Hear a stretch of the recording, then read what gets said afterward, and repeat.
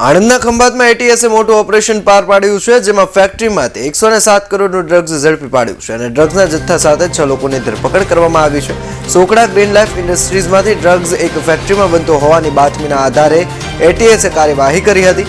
ફેક્ટરીમાં અલ્પ્રાઝોલમ દવા બનતી હોવાની અને તેમાં કાળો કારોબાર કરવામાં આવતો હોવાની વાત સામે આવી છે. આણંદ ખંભાતમાં એટીએસે મોટું ઓપરેશન પાર પાડ્યું, જેમાં 107 કરોડનું ડ્રગ્સ ઝડપી રહી. बेसिकली आज થી થોડા દિવસો પહેલા ગુજરાત એટીએસના ડીવાયએસપી હર્ષ ઉપાધ્યાયને એક બાતમી મળી હતી કે આનંદના ખંભાતમાં એક નેજા ગામ છે અને ત્યાં એક ઇન્ડસ્ટ્રી આવેલી છે, ગ્રીન લાઈફ ઇન્ડસ્ટ્રીઝ. એ ઇન્ડસ્ટ્રીઝમાં જોબર ઉપર કેટલાક માણસો છે જે કે અલ્પ્રાઝોલમ જે છે એનો એપીઆઈ પ્રોડક્ટ તૈયાર કરી રહ્યા છે. એ આરોપીઓ રણજીત ડાબી, વિજય મકવાણા, હેમંત પટેલ, લાલજી મકવાણા અને જયદીપ મકવાણા હતા.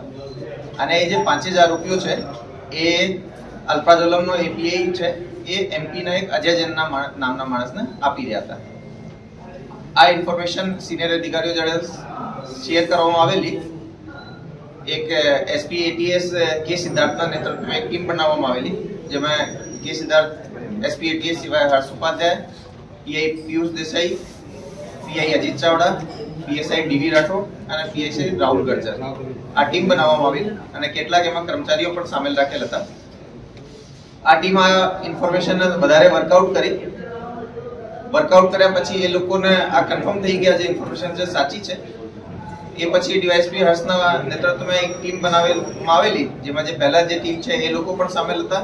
સાથે સાથે PI CH Panara, PI YB Gujar, PI VV Patel, PSI VD Vaghela, PSI VN Barwad, MN Solanki, KB Solanki અને બીજા કર્મચારીઓની એક ટીમ બનાવી અને એ લોકોએ કાલે એ જે બાતમીવાળી જગ્યા હતી એ જગ્યા ઉપર રેડ કરી. એ રેડવાળી જગ્યાથી જે 5 આરોપીઓ હું તમને કીધા એ બધા 5 આરોપી મળી આવ્યા અને સાથે સાથે એફએસએલ થી ચેક કરાવતા જે તે જગ્યા ઉપર જે કેમિકલ મળી આવેલ હતો એ અલ્પ્રાઝોલમની પુષ્ટિ પણ થઈ.